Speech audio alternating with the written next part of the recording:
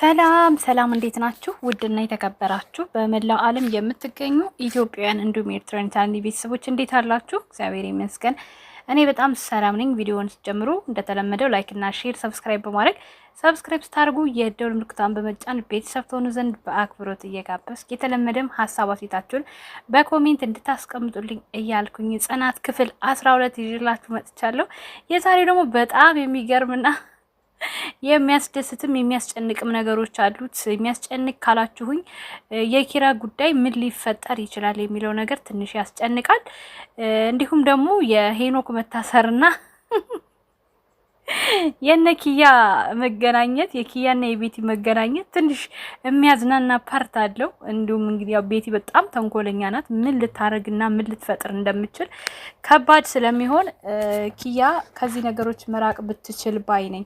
ያው ባገኘችው አጋጣሚ ሁሉ ቤቲን ማናደድ ስለምትፈልግ ነው እዛ ቦታ ላይ በእውነት አሁን የተገኘችው እንጂ እውነት ስለ ወንድሟ እንትን ሄኖክን ለመጠየቅና እሱ መልስ ሰጠኛል ብላ ገምታ አይደለም ሄደችው።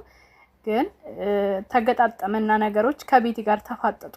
ቤቲም ደግሞ ያረገችውና የሰራችው ነገር ዋጋ እያስከፈላት ይመስለኛል። በቅርቡ እሷም ወደ እስር እንደምትገባ አልጠራጠርም። ምክንያቱም ወንጀለኛ ስለሆነች ማለት ነው።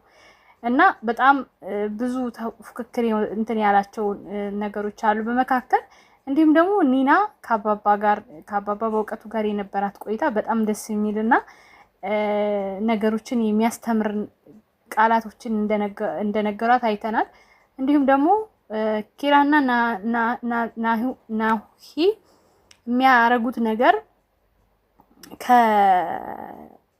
ከአባባ በእውቀቱ ትልቅ ትምህርት እየወሰዱ ነው።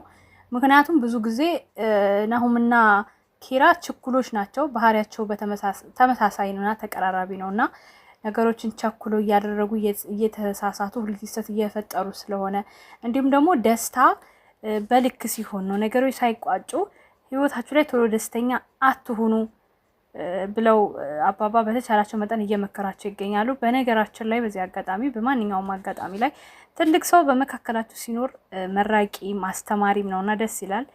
ለሀገራችን ሰላምና በእኛም መካከል ትላልቅ እናትና አባቶችን አያሳጣን። መራቂም ሆነ ሀሳብ የሚሰጥ መካሪም ይጠፋልና ማለት ነው። እና እስኪ በሌላ በኩል ደግሞ የነሃና ጉዳይ ሀና እንደለመደችው ከኪራ ጋር ያላትን የጭቅጭቅ እንትኗን ምዕራፏን ዛሬ ጀምራለች በቡና። ምን ሊፈጠር ይችላል አናቅም። እንዲሁም ደግሞ ኪራ ቤቲን ለማናገር ቀጥታ ወደ ቤቷ ለመሄድ ወስኗል። ምን ይፈጠራል አናቅም። ያው ብዙ ጊዜ ኪራ እየቸኮለ ነገሮች እያበላሽ ይገኛል።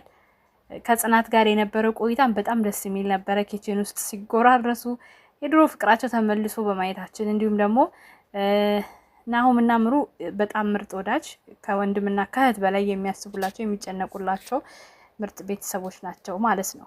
ላይክ፣ ሼር፣ ሰብስክራይብ እያደረጋችሁ ነው አትርሱ። እስቲ ኮሜንት ለማየት እንሞክር። ጺና ኪራ እንደዚህ ሆነው ደስተኛ ሆነው ስላየን ደስ ብሎናል። ጆከር ይምጣ የምትሉ ጆከር እኮ በሌላ ምዕራፍ በአዲስ ድራማ ተገንጥሎ መጥቷል። ልክ እንደ ትንሿ ማለት ነው። ስለዚህ በዚህ አይመጣም ማለት ነው። ከዚህ በኋላ ቅዱስ ይምጣ። ቅዱስ እውነት ለመናገር ቅዱስ መምጣት አለበት። ናቲም መምጣት አለባት። የሆነ ጊዜ ላይ ይመጣሉ ብዬ አስባለሁ። ሽማግሌውን ስወዳቸው በጣም ሁላችንም የሀናና የኪራ እህትነት አረጋግጡልን ጋሼ በእውቀቱ። እውነት ነው። ቤቲ ታማኝ አፍቃሪ፣ ልክ እንደኔ ነገረኛ ሴት ድሮም ታማኝ ነች። ትዝታ በጣም ኮሜንትሽ ያስቃል ማለት ነው። አሁን ገና ወደ ድሮ ተመለሳችሁ፣ ተመስገን። ቅመሞች ደህና ናችሁ? አለን። የምሩ ልጅ አሻንጉሊት ናት የምትሉ ወይ ውድ፣ አሁን የኮሜንት ተብሎ ይጻፋል። በቃ አለቀ። ያራዳ ልጅ ይፈታል እኮ። እሺ ምን ነው አረፈዳችሁ? ዛሬ ብዙ ጠበቅኳችሁ። የላይክ ጥቅም። ቆይ እስኪ ሄኖክ ለታሰረ እውነቱ ይውጣ አሁን የምትሉ ጊዜ ያለው ለሁሉም ውዴ። የቸኮለች አፍሳ ለቀመች ይላል ያገሬ ሰው። ናቸኩኝ በተራና በሰዓቱ ይደርሳል። ሀና የጽናት እህት ነች። ጎሽ ጭራሽ የጽናት እህት ምን ያገናኘዋል? እናንተ ደግሞ ከፋ። ጽናቴን ይወድ ድራማው ድምቀት ሰወድሽ ቤቲ ስትበሳጭ ሳይ እንዴት ደስ እንደሚለኝ። እኔን የሚመስለኝ ሀና የኪራ እህት ናት። አደራ አደራ አደራ ራኪና ከቅዱስ ጋር አጣምሩልን። እውነት ነው። ራኪን ከቅዱስ ጋር ሀናን ከመርማሪ ጋር አጣብሱልን። አዎ ይሄንን ነው የምንፈልገው እኛ እንዴ። ቤሽ ሌላ እሰይ ቤቲ አልቅሺ፣ የመዳም ጩኸት ሰለቸኝ፣ አይዞሽ በለኝ። አይዞሽ የኔ እናት አይዞሽ፣ ሁላችንም ነን። ኒና ኪነሽ ማን ነው እንደኔ ጆከር ሰኒ ሲጠብቅ የቆየ?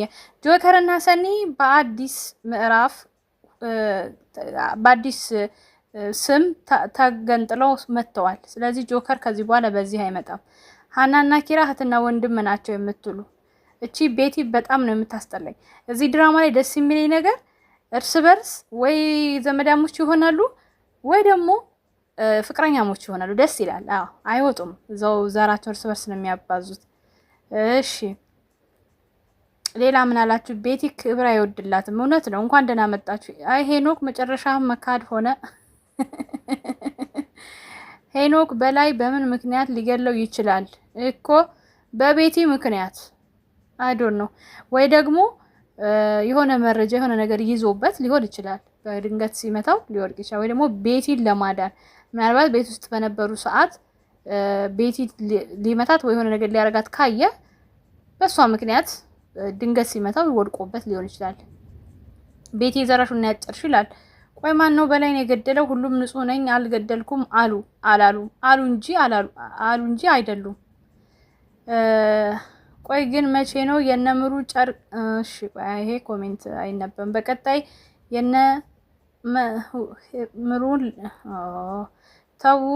ይሄ ላይክ ጥቅሙ ምንድነው? ብላችሁ ደህና ኮሜንት እስኪ ጻፉ። ይሄ ላይክ ምናምን የምትሉት አሰርገሰስ በሄድኩበት ላይክ አድርጎ የምትሉ ግን ጥቅሙ ምንድነው እኮ ማሬ? እኔም እኮ እሱ ነው ጥያቄ።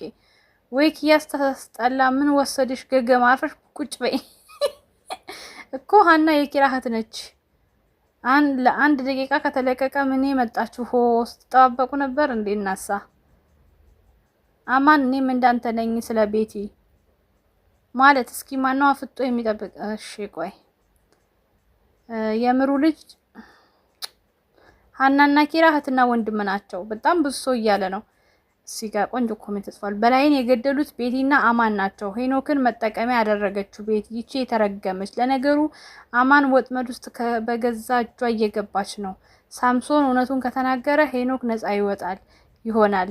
ግምቴ ነው። ሄኖክ በኪያ ላይ የሰራውን እያጨድክ ነው። መቼም ሰው የዘራውን ነው የሚያጭደው። በእውነት በጣም እውነት። ማን ቤቲን ይወዳታል የምትሉ አማን ቤቲን ይወዳታል የምትሉ በጣም እናሳ ለወደዳትማ ነው እንደዚህ እንትን እያለላት ያለው። ለምን ሰኒና ጆከርን አታመጡልንም? ሰኒና ጆከር በሌላ ምዕራፍ መጥቷል። ማሪ በዛ ተመልከቻቸው። ኑ እሺ ሌላ ደና ጠንከር ያለ ኮሜንት። የጽናት ቤተሰቦች የበላይ ገዳይ ማን ይመስላችኋል? ቤቲና አማን ናቸው። እኔ ስገምት ማለት ነው ቤቲና አማን። ሄኖክ ግን ቤቲ እንዴት አፈቀራት እንዴ? አብሮ ሲኖሩ ውዴ አንድ ሰው አንድ አልጋ ላይ ተኝቶ ላይፋቀር ነው እንዴ? ታይ እንጂ ማሬ። እኔ የምለው እዚህ ፊልም ላይ ድርጅቱን በላይ አሸነፈ፣ ቤቱንም በላይ ነበር የያዘው እና ኪራ እንዴት እንደያዘው አስታስረዱንም። አዎ የሁላችንም ጥያቄ ነው ማሬ። እውነትሽ ነው በእውነት ይወጣል በኋላ ማሰራ። እሺ የጽናት ድራማ ተከታታዮች ከክፍል 1 ጀምሮ ያያችሁትን ያሳችሁ ሶሲ መድኃኒት ነው ብላ ጽናትን ያዞቻት ክፍል ስንት ላይ ነው? ውይ ውዴ አሁን ይሄ ይጠየቃል። አማን ቤቴን ያፈቅራታል። ከሰይጣን ነው ፍቅር የያዘው ልንገረው ብዬ ነው። ይሄ አንቺስ ከፋ። ወይኔ አንቺስ ከፋ። ወይኔ ጉዴ። ቆይ እነ ሰኒ አልነበሩ እንዴ? ዛሬ ጉድ እኮ ነው። ዝብርቅርቅ አለብኝ። አዎ ይደረባል። አንዳንድ ጊዜ ይደርቡታል። ግን በቃ እንዴት እንደሚያደርጉት አናውቅም። ማየት ነው ያለብን እኛ ብቻ ሲመጣ። ለማንኛውም ላይክ እና ሼር ሰብስክራይብ አትርሱ። ሰብስክራይብ ስታደርጉ ደግሞ ሙክታን ተጫኑ። ስለተከታተላችሁኝ ከልብ እያመሰገንኩ በሌላ ክፍል እስከምንገናኝ በክፍል 3 ወዳችኋለሁ። መልካም